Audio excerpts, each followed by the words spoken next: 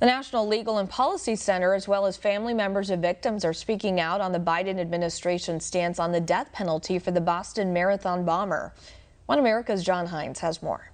Now, the National Legal and Policy Center is coming out, speaking out about the Boston bombers. The victims are speaking out here as well. Recently, Patricia Campbell, whose daughter Crystal was killed in the Boston Marathon bombings, presumably by Mr. Dzhokhar Tsarnaev, says, "I just don't understand it. It's just terrible that he's allowed to live his life. It's unfair. He didn't wake up one morning and decide to do what he did. He planned it out.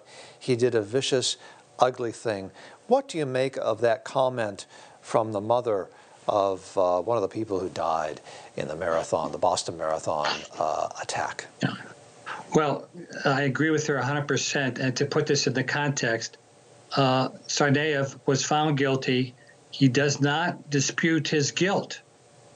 His brother was also guilty, but was killed in the melee there. But nevertheless, Tsarnaev was found guilty.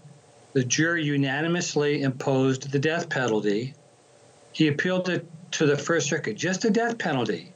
He claims that the jury really wasn't asked about pretrial publicity, and I should have been able to blame it all on my brother because he kind of forced me to do it, all these other kinds of arguments.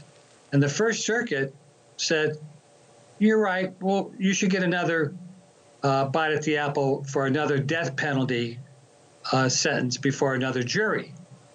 Well, the Bill Barr Justice Department appealed that to the Supreme Court last year and argued in the fall and as late as December that Supreme Court should take this case and reverse the First Circuit. And now the Supreme Court is taking the case, right? They are taking the case. They decided that. That's the breaking news. What does it mean if the Biden administration backs down from this and reverses the position of the Trump administration? In other words, dropping this effort before the Supreme Court to impose the death penalty. It sends a message not only to terrorists, but to anyone who kills a federal officer here in the United States or any other federal capital crime that we won't impose the maximum punishment we can on you. You can kill as many people as you want and be assured that we will keep you housed in a federal facility with meals and so forth and health care. And it's just not a justice for the victims.